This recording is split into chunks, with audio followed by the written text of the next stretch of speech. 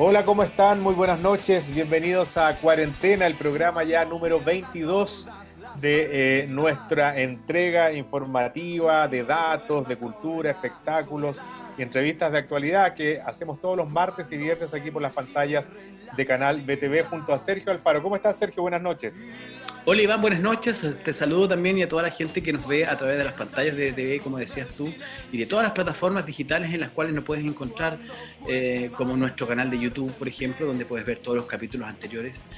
Una semana más en pandemia, una semana más en cuarentena, el nombre de nuestro programa, y también una semana más donde podemos llegar a sus casas con estos temas de actualidad y estas entrevistas de interés, como mencionaba Iván hace un momento, para todos ustedes, que hacemos con mucho agrado y con mucho esfuerzo y con mucho cariño también para llegar hacia ustedes con todos estos temas sociales, ciudadanos, que son de interés nacionales y locales, por supuesto. Continúa la mejoría, ha dicho el ministro de Salud, la leve mejoría, una mejoría muy ínfima, digamos, pero que se ha notado en el transcurso de los días. Según las últimas cifras, creo que había ya más de 30% de disminución en los casos a nivel nacional. Eso sí, acuérdate que una cosa es el promedio nacional, que se concentra específicamente en la región metropolitana, porque hay otras regiones que están ahí un poquito más complicadas. Eso y también el tema de la AFP es lo que está marcando la agenda noticiosa en nuestro país. Hay mucha expectación por el tema de lo que va a ocurrir mañana, miércoles, en el Congreso Nacional, a ver si es que esto definitivamente pasa o no pasa al Senado, Sergio. Así es, es un tema muy relevante, yo creo que para todas las personas las cuales están pendientes de ese 10% de la AFP, de esa votación que vamos a tener el día miércoles, en la cual se han visto muchos cercanías o muchos también comentarios con respecto a si conviene, si no conviene, qué es lo que queremos nosotros como ciudadanos, pero también qué es lo que quiere el Estado con estas medidas o con estos anuncios que está entregando. Claro, mucha expectación. Todo el país está pendiente definitivamente de lo que va a ocurrir mañana en el Congreso Nacional, específicamente en la Cámara de Diputados, y ver, como te decía Sergio, si pasa o no al Senado, pasa a una nueva instancia, porque hay ahí 13 diputados de, el gobierno que están votando en contra de lo que pretende, digamos, en la administración de Sebastián Piñera. Así es, pues y sobre todo por estos anuncios, estos aportes o estos anuncios que está entregando el gobierno para poder ayudar a la clase media, para poder ayudar a toda la gente que está esperando finalmente en sus casas estos aportes. Y si esos aportes no son muy buenos, no llenan de alguna forma o no llenan en realidad que sean prácticos y consistentes, yo creo que es un tema que lo vamos a tener muy complejo, porque hoy día pensaba, te lo comento, y se lo comento también a toda la gente, ¿qué pasa si no se aprueba este 10%, Iván? ¿Qué pasa si estos diputados que tú mencionabas, que estaban como a favor de este 10%, logran convencerlos corporativamente de que no es lo mejor para el país o para toda la gente? ¿Qué pasa si esta votación se vuelve en contra, por decirlo de alguna forma, y estos anuncios no son muy buenos para ayudar a la clase media? ¿Qué pasaría, Iván?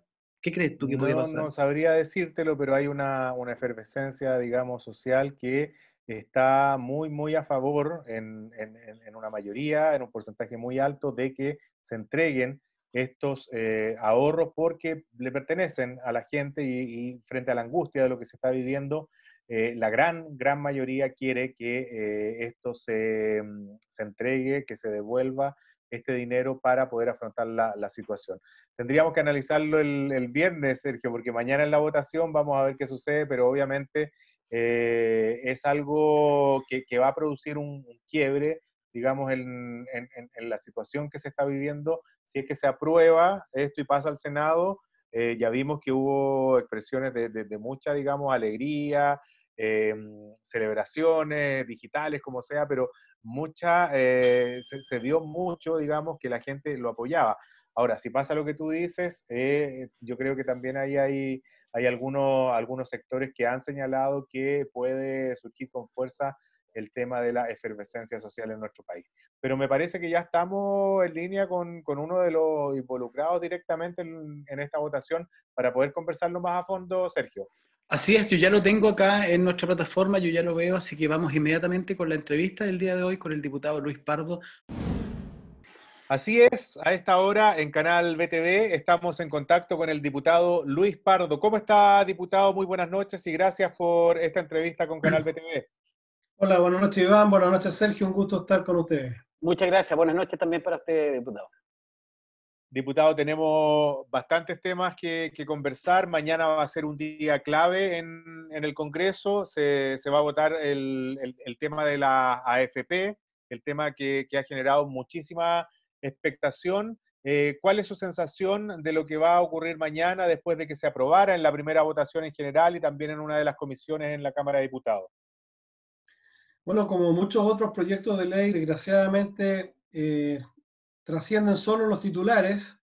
Hay muy poco análisis, muy poco debate respecto del detalle de cómo operan estos proyectos de ley. Y en el caso del proyecto que estamos hablando, que permite el retiro de un 10% de los fondos provisionales, se ha ido aclarando un poquito más en estos 2 días de mayor debate, que efectivamente causa un grave daño a los propios ahorrantes, a los mismos trabajadores, a quienes pretende beneficiar. Y yo espero, por lo tanto, no solo que se rechace el proyecto, sino que además el gobierno llegue a tiempo con la propuesta que hace semanas hemos venido trabajando para darle respuesta y solución a la clase media, que no ha sido beneficiada ni con el IFE ni con los bonos que se han entregado y que efectivamente tiene una necesidad urgente de contar con mayor liquidez para hacer frente a la situación que estamos viviendo. Así que respecto al proyecto en sí mismo, a mí me parece que es un mal proyecto por los efectos que podamos analizar y conversar en el programa,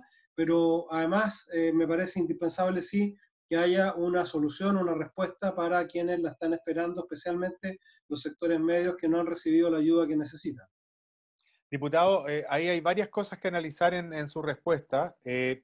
Por ejemplo, bueno, usted es uno de los diputados que votó en contra, ¿no es cierto?, del proyecto. Usted no está de acuerdo con este retiro del 10%, eso ya es, digamos, conocido.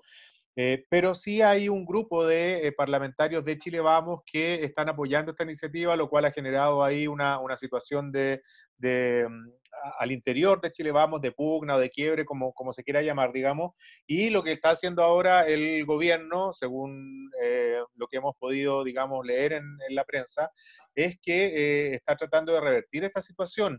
Hay 13 parlamentarios que están ahí con su voto a favor del proyecto y por lo menos el gobierno, tengo entendido, necesitaría unos 3 votos. Ya vamos a analizar eso, pero usted señala de que espera que el gobierno llegue a tiempo con una solución.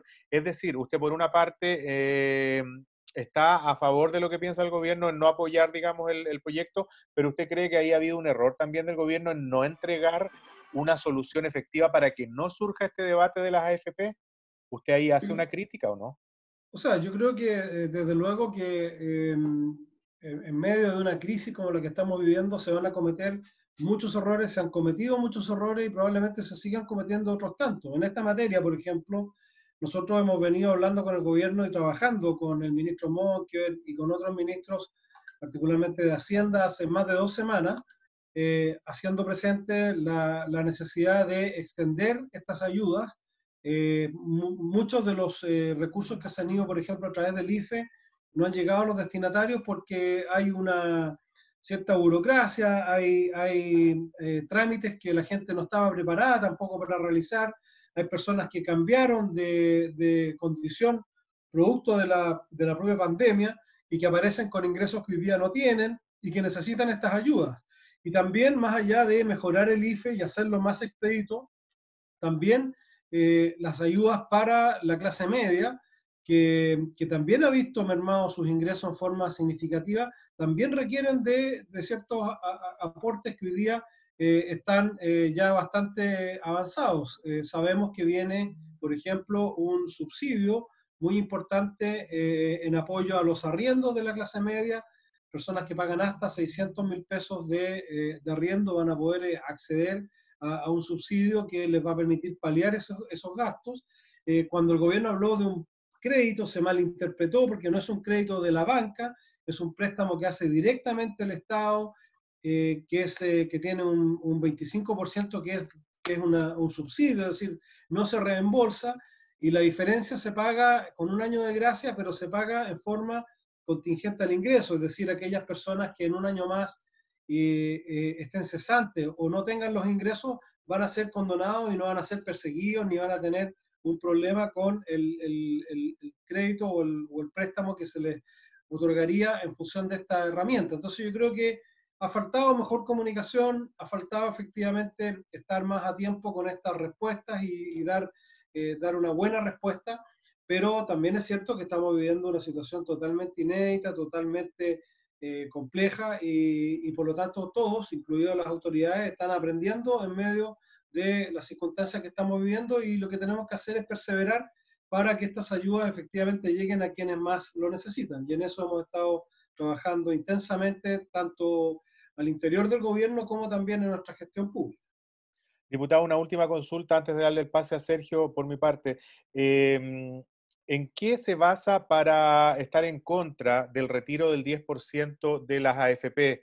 Se han conocido informes, se ha discutido muchísimo, hemos escuchado, digamos, distintas visiones de ambos lados, pero me llamó la atención uno que creo que era de la Fundación Sol, si mal no recuerdo, que decía que se saque lo que se saque, digamos, del 10% de acuerdo a cada persona, el valor, digamos, de esa pensión que va a decaer al momento de jubilar va a ser de entre 2.000 y 20.000 pesos, que no es más que eso tampoco. ¿Ustedes en qué se basa, usted específicamente, para no estar de acuerdo, siendo que si es así, como lo estoy planteando y como lo plantea ese estudio, no es tanta la diferencia y a lo mejor eso que se necesita en este momento va a generar más ayuda de lo que va a perjudicar la jubilación en el futuro? Lo que no hay duda, Iván, es que se necesita ayuda ahora ya. De partida, este proyecto de ley no permitiría tener esa ayuda antes de 60 días. Entonces es un engaño pensar que este proyecto de ley, si se aprobara mañana, por ejemplo, en un par de semanas más, la gente estaría recibiendo la ayuda. Luego, hay dos efectos. Hay un efecto de largo plazo, que es cómo impacta esto en las pensiones, que el promedio que da esa fundación como promedio funciona, pero después hay que verlo caso a caso. Hay personas, voy a explicar el proyecto en sí mismo, porque yo creo que mucha gente se quedó solo con el título y no conocen el detalle. El detalle es que no es el 10%, para la mayoría de los chilenos es el 20, el 30 o el 40% y en algunos casos el 100%, porque el proyecto dice un 10%, pero con un mínimo de 1 millón de pesos y con un máximo de 4,5 millones. Cuando tú pones un mínimo de 1 millón de pesos, significa que aquella persona que tiene 5 millones de pesos y retira uno, ya está retirando el 20, no está retirando el 10. Y si tiene 3, 2 o menos millones de pesos, es mucho más grande el impacto que este retiro de 1 millón de pesos produce en su cuenta de ahorro. Luego, cuando tú tienes que... A ver, diputado, disculpe, pero para entenderlo bien, una persona que tiene 5 millones de pesos, o pongámoslo más redondo, que tiene 10 millones de pesos ahorrados, si retira el 10%, puede retirar 1 millón, ¿no es cierto? Así es. ¿Y la persona que tiene 5 millones también puede retirar 1 millón como mínimo? Eso es exactamente lo que dice el proyecto, que es el 10%, pero no voy a decir tramposamente, pero dice con un mínimo de 1 millón. Es decir, aquella persona que tiene 5 millones de pesos no va a retirar el 10, va a retirar el 20, porque no puede retirar menos de 1 millón. Eso es No lo es que su dice. 10%, eso está segurísimo. Eso es literalmente lo que dice el proyecto. Se retira el 10% con un mínimo de 1 millón, y lo dice expresamente, las personas que tienen menos ahorro van a retirar 1 millón de pesos, ese es el mínimo que establece el proyecto, lo pone en UF, son 995.000 pesos, pero hablemos de 1 millón de pesos, y un máximo de 4.600.000. O sea, los que Entonces, tienen 2 millones de pesos pueden retirar 1 millón, pueden retirar el 50%. el que tiene 1 millón podría retirarlo todo. Por eso digo que ese promedio que da la Fundación Sol funciona como promedio, pero cuando tú vas a la realidad, el 60% de los ahorrantes tiene menos de 5 millones de pesos ahorrados. Estamos hablando de gente que está iniciando su vida laboral, no estamos hablando necesariamente de personas que están llegando al final de su vida laboral y no han ahorrado y tienen un remanente y tienen pocos ahorros. Estamos hablando de que el 60% de los ahorrantes tiene menos de 5 millones de pesos o menos ahorrados. Hay una gran cantidad de mujeres, no recuerdo el número ahora, pero son más de 1 millón o 2 millones de mujeres que tienen 3 millones de pesos ahorrados. Entonces, cuando tú tienes 3 y retiras 1, te vas a quedar con 2. Ese impacto es mucho más que 2 a 20.000 pesos en la pensión futura. Pero además hay un impacto inmediato que es muy perverso. Cuando tú le dices al sistema, porque eso es lo que dice el proyecto de ley, que esto se hará en 2 pagos, y que el primer pago, las administradoras tienen que hacer tienen 10 días para liquidar los títulos necesarios para pagar este 10%. La plata que tenemos ahorrada no la tenemos ahorrada en dinero efectivo, no está puesta en una cuenta de ahorro o en una caja de fondos. La plata está invertida en acciones, en títulos de distinta naturaleza, nacionales e internacionales, y por lo tanto, cuando tú le dices a la administradora que en 10 días tiene que vender los títulos y las acciones que sea necesario para pagar este 10%, los expertos, y esto es transversal, esto lo dicen los expertos desde la izquierda hasta la derecha, hablan del orden de los 10.000 millones de dólares en títulos que saldrían a remate. ¿Qué va a producir eso, Iván? Va a producir que para entregarle tú 1 millón de pesos a esa persona que tiene 5 y que va a retirar ese porcentaje, va a tener que vender 1.200.000, 1.300.000, probablemente 1,5 millones de títulos para llegar a ese 1 millón de pesos. Porque si tú hoy día te pusieras a vender o aumentara la oferta de cualquier cosa, si supongamos que aumenta la producción de papa y sales con varios camiones de papa a vender, bueno, el precio de la papa va a bajar. Acá tú vas a bajar artificialmente el valor de las acciones, el valor de lo que tiene invertido el fondo de ahorro en beneficio del trabajador, porque esto no le afecta a la AFP, esto le afecta directo al patrimonio, al bolsillo del trabajador. Entonces esa persona que tenía 5, no es que vaya a vender 1 y vaya a quedar con 4, va a vender probablemente 1,5 para juntar ese 1 y va a quedar con 3,5 millones en su cuenta de ahorro. Y así sucesivamente, a medida que tiene menos ahorro, más grande va a ser el impacto. Y eso va a afectar no solo a las personas que van a recibir este 10%, sino que a todos aquellos que incluso no retiren su 10%, porque el valor general va a bajar y las personas que están por jubilar van a ser igualmente damnificadas porque van a jubilar con fondos mucho más depreciados que si no tuvieras este remate forzado al cual te obliga el proyecto. Entonces, ya más allá de que si las AFP son buenas o malas, más allá de la discusión del sistema de pensiones, es un proyecto que produce un efecto tremendamente perverso y dañino para las personas. Y lo que más me molesta, que ¿quiénes van a ganar con esto? El que tiene plata y va a ir a comprar al remate las acciones del trabajador. Esa acción que hoy día vale 10 y que como van a salir todas a remate en 10 días, van a valer 7, 6, 5. ¿Quién se va a quedar con esas acciones? El que tiene plata para comprarlas. Entonces, realmente es un proyecto pésimamente malo, tanto así que desde Andras Utov, que es el principal crítico y experto que está en contra de las AFP, pasando por todos los ministros de Hacienda de la ex Concertación y de la ex Nueva Mayoría, y por todos los economistas de izquierda y derecha, salvo la Fundación Sol, están todos de acuerdo en que este es un mal proyecto y que hay que tener, sí, algo en reemplazo de esto que la gente con justa razón está viendo como una solución. Porque que sea un mal, no, el ciudadano no tiene la culpa de que la solución que le estén ofreciendo sea una mala solución, pero el deber que tiene el sistema político es de ofrecerle la mejor solución. Y la mejor solución no es que destruya sus ahorros y se gaste con cargo a su bolsillo una crisis que en este minuto tenemos que afrontarla en conjunto, y en ese sentido pensamos que la transferencia directa del Estado para la clase media, que es lo que esperamos que se anuncie en estos días ya en forma oficial, porque está muy avanzado el proyecto, sea la solución que estamos esperando y que venga a dar respuesta a las necesidades que hoy día, con justa razón, las familias están demandando. Diputado, y en ese mismo contexto del cual usted nos habla de estos ofrecimientos, porque aquí hay dos ofrecimientos, ya se popularizó este 10% que ya está en la Cámara, ya se está redactando para la próxima votación este día miércoles, pero ¿cuál es el ofrecimiento real que le entrega entonces el gobierno de Chile a todos los habitantes de nuestro país, sobre todo a la clase media, que está esperando alguna ayuda real, como usted lo acaba de decir, una transferencia directa, quizás, pero ¿cuál es el ofrecimiento real que nos puede otorgar hoy el gobierno de Chile a toda esta clase media que está esperando ayuda de alguna forma para poder apalear esta situación que están viviendo?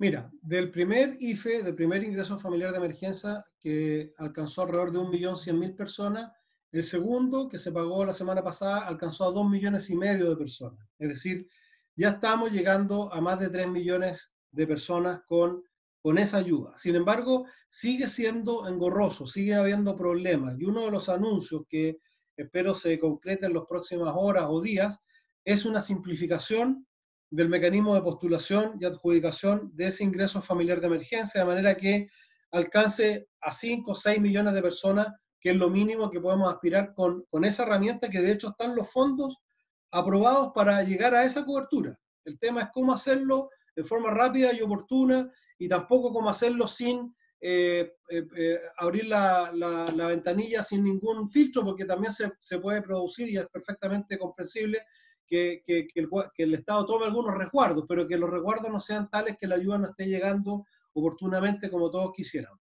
Sobre eso, que es el ingreso familiar de emergencia y que es como la herramienta principal para ir en ayuda de la familia, viene este préstamo en que una persona que ha perdido hasta un 70% de sus ingresos, que es la realidad de la mayoría de la clase media, ¿no es cierto?, que ha perdido el trabajo o que ha perdido sus ingresos, que está boleteando menos, etcétera, esas personas pueden recibir hasta 650.000 pesos de subsidio y pedir además un crédito sin intereses por 2 millones de pesos que se empieza a pagar en un año más, que tiene 4 años para pagarlo, pero que si durante esos 4 años queda cesante o permanece en una situación desmedrada de ingresos, ese crédito se condona.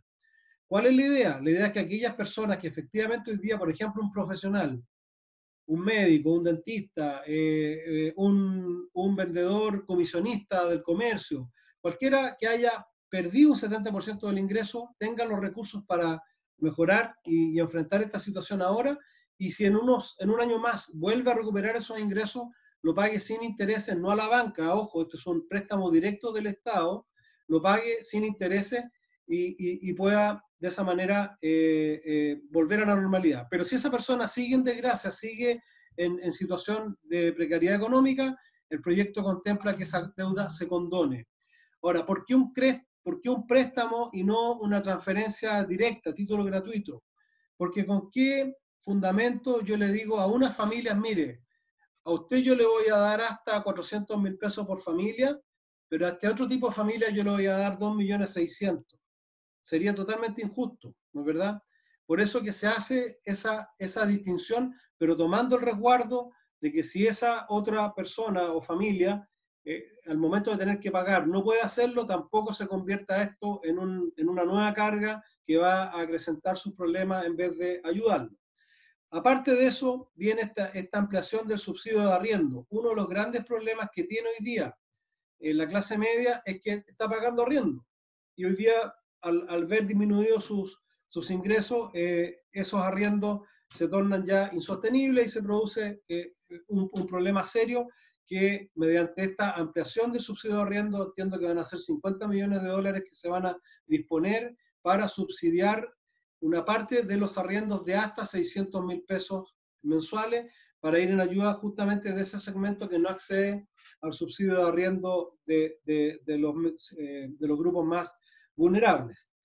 Y aparte de todo esto, otro de los grandes problemas que enfrenta hoy día la clase media son los créditos o los costos más bien de la educación superior. El CAE, que es una muy mala palabra, cambió completamente. Hoy día el CAE ya no tiene la tasa de interés leonina que tenía, y la nueva versión del CAE implica que si la persona está cesante o ve disminuidos sus ingresos, no puede pagar más del 5% de lo que está percibiendo en caso de disminución de los ingresos. Entonces viene también un engrosamiento de la disponibilidad del CAE para que todas aquellas familias que hoy día no pueden pagar la educación superior puedan recibir este crédito, que reitero, no es el CAE antiguo, es también con una tasa de interés subsidiada y también contingente al ingreso, y tampoco se paga si la familia está sin ingresos. Por lo tanto, son todas medidas que, sin lugar a dudas, sumadas son insuficientes, porque nada va a reemplazar el estándar y la calidad de vida que teníamos antes de estas circunstancias. Pero tampoco existe ninguna fórmula mágica para mantener todo como si nada estuviese pasando. Por eso lo que tenemos que hacer es mejorar las ayudas, hacerlas más oportunas, hacerlas más rápido y hacer buenas ayudas, porque la que estamos hablando del 10%, si significa que el trabajador va a haber mermado su patrimonio, va a perder una parte importante de lo que había ahorrado y va a quedar en jaque su jubilación futura, habiendo estas otras herramientas, es una mala solución. Si no hubiera estas otras herramientas, yo estoy de acuerdo con que hay que echar mano de eso y cualquier último recurso. Pero si estas otras soluciones funcionan como esperamos que funcionen, debiéramos primero echar mano de los recursos que tenemos del Estado para ayudar a la familia y no hacernos trampa en el solitario ocupando los recursos de la propia familia para que se rasquen con sus propias uñas y pasado mañana tengamos el problema de las pensiones y tengamos el problema de la falta de liquidez que igual va a sobrevenir, porque si tú retiras la plata por una única vez del fondo de pensiones, eso va a durar un tiempo y después el problema va a subsistir. Ahora usted estaba hablando de este mismo punto de que la preocupación más grande que hay con el tema de este 10% es las pensiones en un futuro de todas las personas que están afiliadas. O sea, de todos quienes nosotros cotizamos, están preocupados realmente de nosotros, de los cotizantes. Más o menos lo que quiero entender. ¿Y qué pasaría si ese 10%, independiente de este proyecto que se apruebe o no se apruebe, fuera completamente de responsabilidad del cotizante? Que firmara un papel en el cual uno acepte que va a tener problemas futuros con los temas de su pensión, el cual no van a poder asegurar quizás lo que se estaba prometiendo de un comienzo, pero finalmente queda bajo mi responsabilidad porque soy yo quien va a firmar el retiro. Si fuese en este caso, ¿cuál sería su opinión más transversal? Lo que pasa, Sergio, es que primero yo no me cabe ninguna duda que las personas que retiren su 10% si se aprobara la ley, lo van a usar realmente por necesidad. Yo no creo ese cuento que la gente va a ir a cambiar el auto y van a ir a hacer gastos superfluos, porque realmente lo que estamos viendo es una situación extrema donde las familias saben que la situación que están viviendo es tremendamente dolorosa y no van a malgastar esos recursos. De manera que no es un problema con la responsabilidad con que se van a usar esos recursos.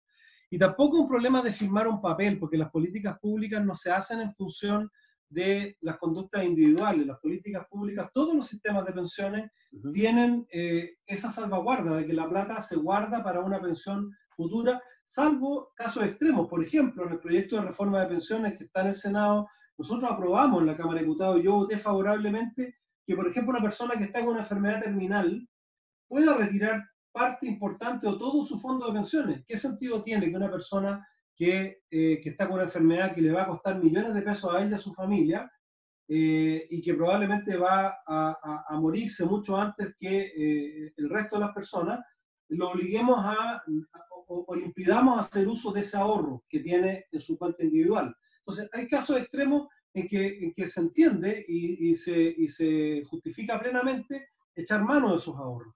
Pero una situación masiva como la que hoy día tenemos, echar mano de esos ahorros es un deterioro colectivo que afecta no solo al que retira, porque tal como te explicaba recién, el que retira y que probablemente necesita retirar y por eso retira, otro cuento aparte, el que puede retirar 4 millones exentos de impuestos, que es otra locura del proyecto, pero el que retira, el que está hoy día agobiado y que necesita esa plata, la va a gastar bien y la necesita. Lo que yo digo a esa persona, démosle esa misma plata o démosle más desde otro bolsillo y no desde ese bolsillo que lo va a perjudicar a futuro. Pero no solo le va a afectar en lo que va a retirar, que va a tener que gastar mucho más para retirar menos, sino que impactan en el conjunto, porque bajan en general los fondos de pensiones. Y cuando bajen los fondos de pensiones, las personas que están por jubilarse en estos meses se van a jubilar con mucha peor pensión, aun cuando no hayan retirado ese 10%. Entonces, el seguro social o el sistema de pensiones es algo colectivo que no se puede mirar únicamente bajo la lógica individual. Lo curioso es que la izquierda hoy día esté defendiendo la lógica individual y nosotros estamos defendiendo los fundamentos de un sistema de pensiones. Pero bueno, yo creo que eso tiene mucho que ver con el propósito de este proyecto. Este proyecto no tiene como propósito ayudar a la gente, está apelando a una necesidad muy terrible, muy dramática y muy comprensible de la inmensa mayoría de las personas que lo están pasando mal, pero el propósito de este proyecto es destruir el sistema, no ayudar a las personas.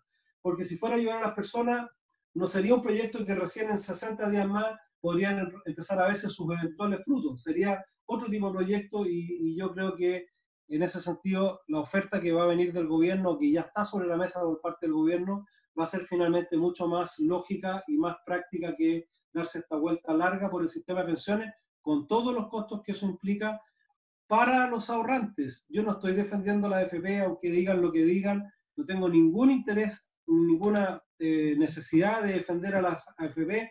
Lo que estoy defendiendo es el bolsillo del ahorrante, que hoy día, en un momento de extrema angustia, lo van a hacer pisar un palito que le va a costar mucho más caro ahora y también en el futuro. Diputado, ¿no será que no existe ningún cariño del chileno, del cotizante, frente a esa pensión, frente a ese sistema, y piensan que ese palito ya se lo hicieron pisar hace años atrás cuando partió todo este sistema? ¿No será un tema más de fondo, más allá de que si puede retirar el 10%?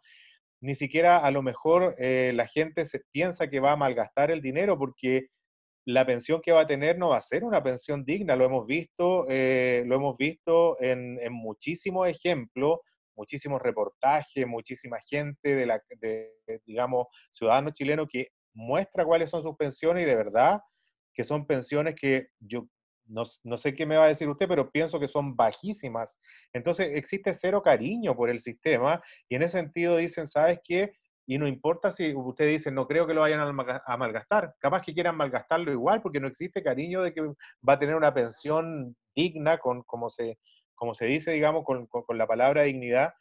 No hay cariño, yo creo, porque uno dijera, ¿sabes qué? Realmente voy a hacer tira mi pensión, la voy a dejar por el suelo, se va a degradar. Finalmente han visto tanto ejemplo de que el sistema no es bueno, que no existe un cariño por resguardarlo. ¿No cree que hay algo de eso también en toda esta discusión? No me cabe ninguna duda que hay mucho de eso. Y al respecto, por lo mismo que es importante dar las discusiones en el plano que corresponde. Lo que tú estás planteando es la legítima discusión respecto del sistema de pensiones, que está en discusión en un proyecto de ley donde lo que uno tiene que ver es, por un lado, la realidad, que las pensiones son malas, y eso no hay mayores argumentos que dar, sino que efectivamente reconocer que tenemos un problema con las pensiones, pero ver cómo podrían ser mejores es la pregunta difícil.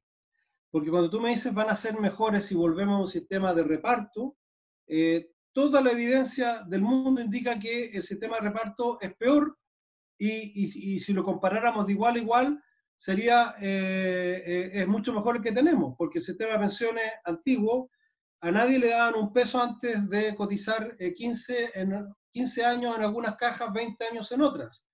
Hoy día, cuando comparamos con el sistema actual, hay gente que ha cotizado 2, 3 años y por lo tanto acá entran todos al baile. En el sistema antiguo entraban solo los que tenían mínimo 15 años de ahorro.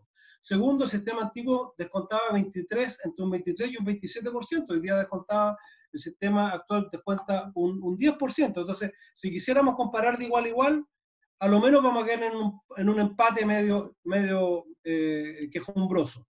Entonces, la pregunta no es o no tiene que ver necesariamente o solo con cuán malas son las AFP, sino que cuál es el mejor sistema. Y en ese sentido, el proyecto de ley que está en el Senado, que recogió buena parte de las recomendaciones de la Comisión Bravo, que es una comisión transversal, donde había gente de izquierda y de derecha, expertos en sistemas de pensiones, y llegaron a un sistema donde ¿qué es lo que le falta a nuestro sistema de pensiones? Le falta un componente solidario. ¿En qué consiste ese componente solidario?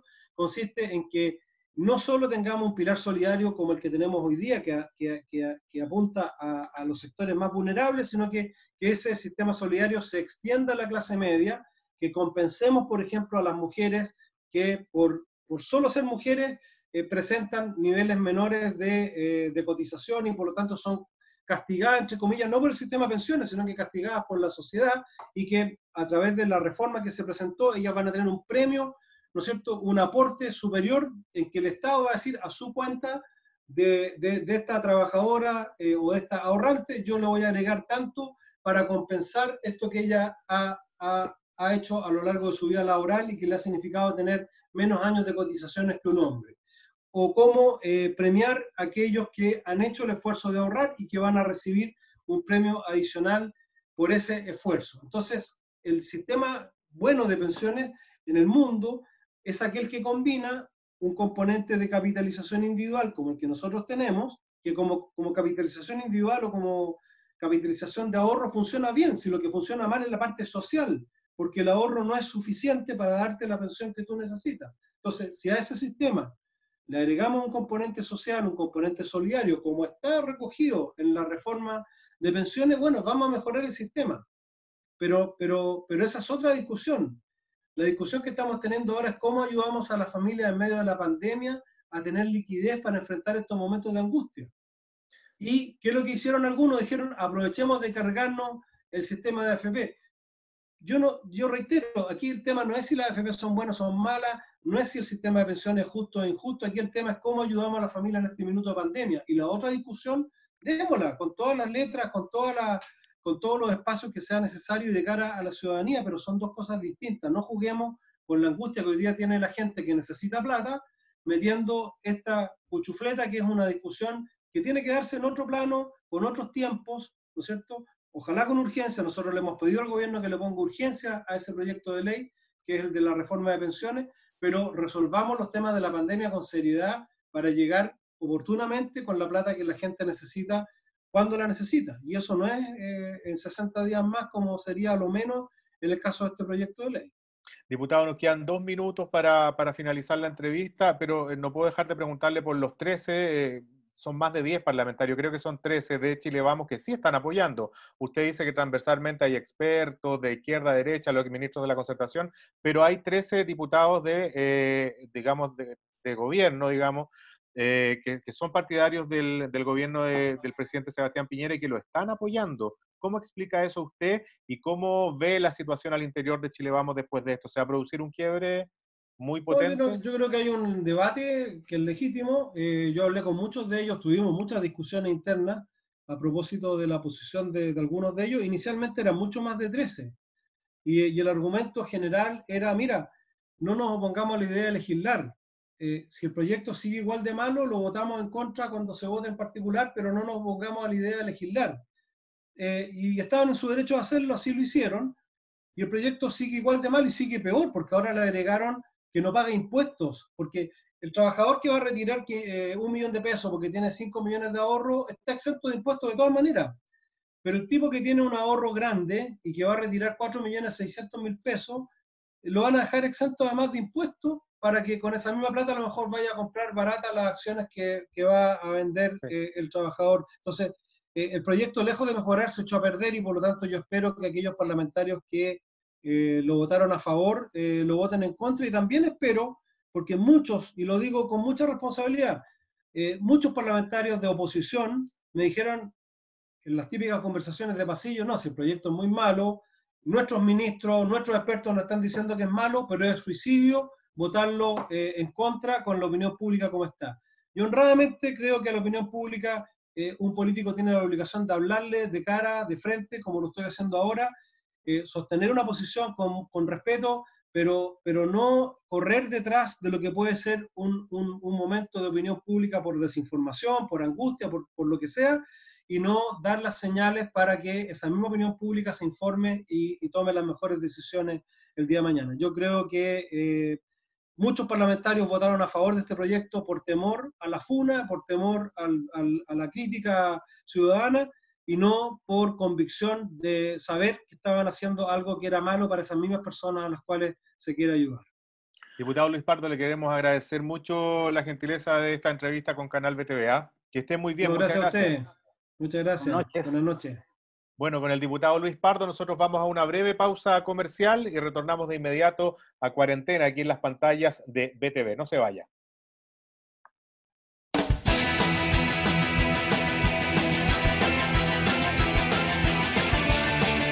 Muchas gracias por continuar en la sintonía de Canal BTV. Cuarentena en nuestra apuesta para este día martes y también para los viernes nos pueden ver y si es que quiere buscar alguno de nuestros programas lo puede hacer a través de la plataforma de YouTube donde quedan ahí alojados capítulo por capítulo. Estamos en el capítulo 22 y te voy a pedir, Sergio, si es que puedo partir con esta parte del programa con las recomendaciones porque tiene mucho que ver con lo que estábamos hablando con el diputado Pardo recién y todo este asunto del retiro del 10% de la AFP.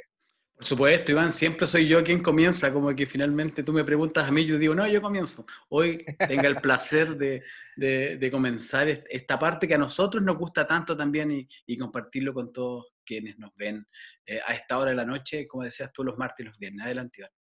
Mira, les voy a hablar y les voy a recomendar una película que no es de este año, es del 2017, pero que la vi el fin de semana y me acordé, pero calcado de lo que está ocurriendo en nuestro país por el tema de los ahorros. Se trata de, vamos a ver de inmediato las imágenes mejor para contarles que Netflix incorporó nuevos títulos a su catálogo y uno de ellos es esta película que estamos viendo ahí en imágenes, es Un golpe con estilo. Esta es una película protagonizada por Morgan Freeman, Michael Caine y Alan Arkin, estrenada en los cines, como les decía, originalmente el 2017. Esta cinta, dirigida por Zach Braff, cuenta la historia de tres amigos que planean un atraco a un banco con la esperanza de salvar sus familias para siempre. Este es un golpe con estilo y presenta a estos tres amigos que no son jóvenes que van a robar un banco, como ustedes pueden ver, son tres amigos jubilados que entran en crisis, y por esto me acordé de lo que se está discutiendo ahora de la AFP. Entran en crisis después de anunciarse el congelamiento de su programa de pensiones.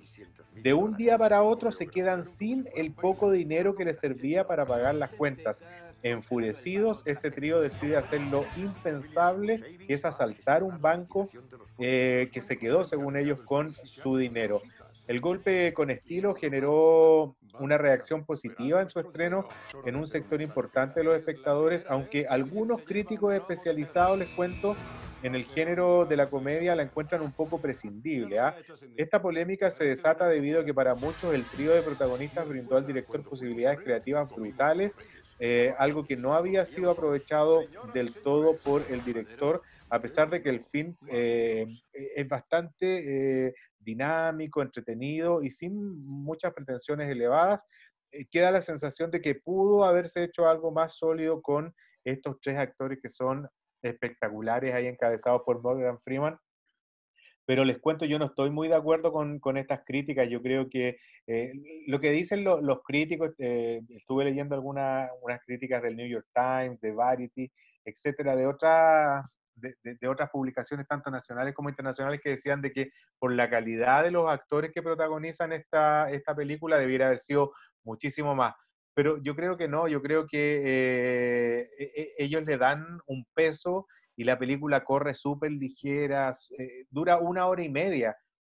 Uno a veces busca algo que sea ágil, que sea entretenido para poder ver, y esta es. O sea, seguro que les va a gustar, es para todas las edades, es una película muy, muy buena y que te va a recordar, digamos, la contingencia que estamos viviendo actualmente con el tema de las AFP, ahí con este grupo de jubilados que viven en Nueva York. En todas partes del mundo se cuecen habas con el tema de las pensiones y deciden definitivamente robar este banco. Sergio, no les voy a contar más del argumento porque No, es bueno que la vean. ¿Tú la viste, sí, parece? Porque sí, estás ahí asistiendo con la cabeza.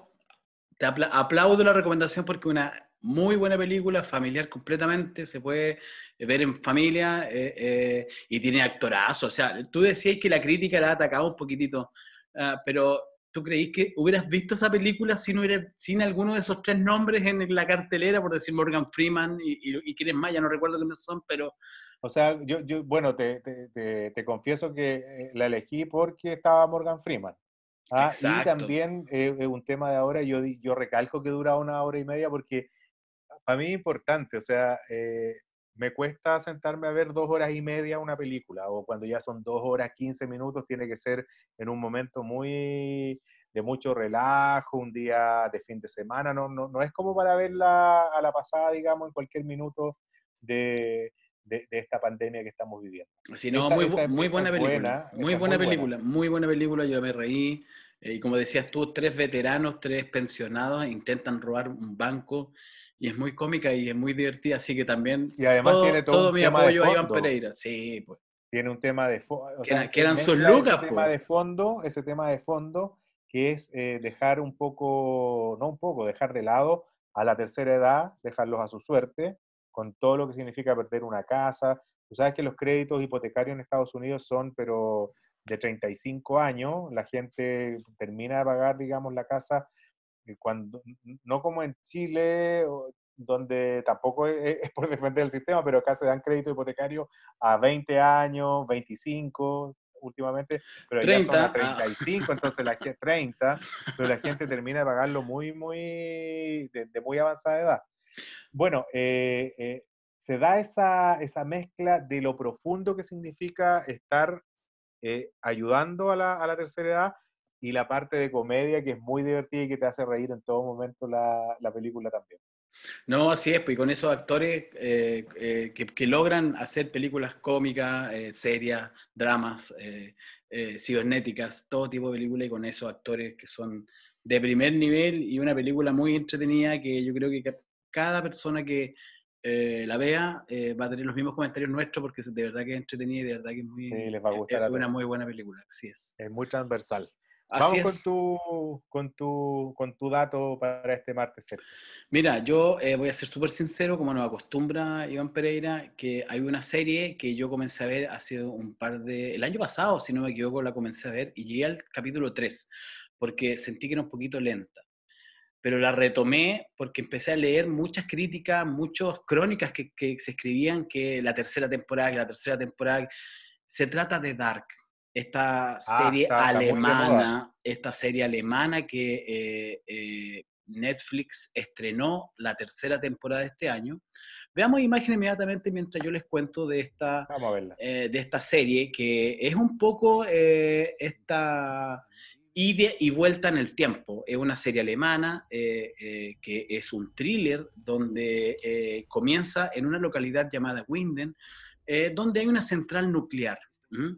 Y empiezan a haber desapariciones de niños, pero estas desapariciones de niños, todos creían que había un asesino, que habían personas que se la estaban raptando, pero finalmente es una serie de ciencia ficción donde existe un portal en esta ciudad en esta localidad en realidad llamada Winden, donde hay una especie de máquina del tiempo y donde los personajes se van entrelazando en todos estos años y van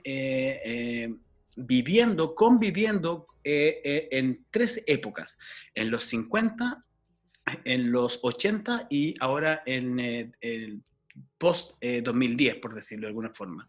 Y este es una especie de agujero temporal donde hay distintos caminos y la gente que va de alguna forma perdiendo o que va entendiendo este cruce de personajes, recién como en el capítulo 6 o 7 uno se va dando cuenta qué es lo que está pasando, porque finalmente uno ve el comienzo y te das cuenta de que es un thriller policial, pero finalmente no es un thriller policial, sino que es una serie de ciencia ficción, donde está muy bien interpretada por el casting que ellos decidieron, y lo más interesante que ya va en la tercera temporada, donde ya hay un final en esta tercera temporada que se estrenó este año. Obviamente no vamos a hablar del contenido porque es tan enigmática y es tan hipnótica que cualquier cosa que yo pueda decir de lo que pase en esta serie va a ser usado en mi contra por las personas que no la han visto o que la quieren ver.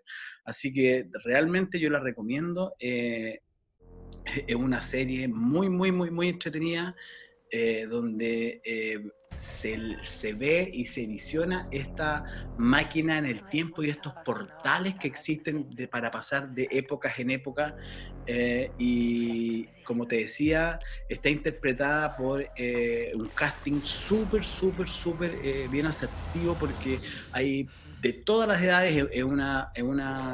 La trama involucra a las familias de esta localidad, y de verdad que es súper absorbente y dan ganas de verla, de verla, de verla, de no parar. Yo creo que lo más difícil es poder parar y no seguir viendo el siguiente capítulo.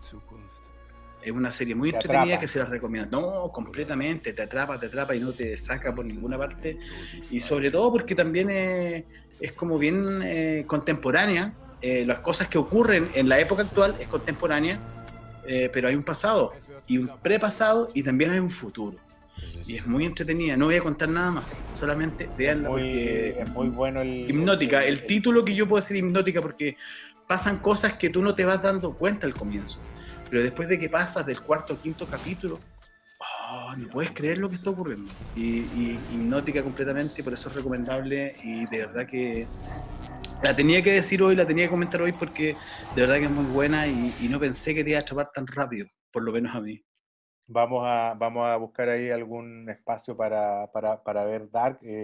Me tinca bastante, sobre todo por la producción cinematográfica y audiovisual alemana, que es de una calidad espectacular. Así que por la trama, el guión, y el tema este de la ciencia ficción, y que te atrapa muchísimo, creo que debe ser de una alta calidad, digamos, audiovisual también. No, sí, tienes mucha razón, Iván, porque está muy bien hecha.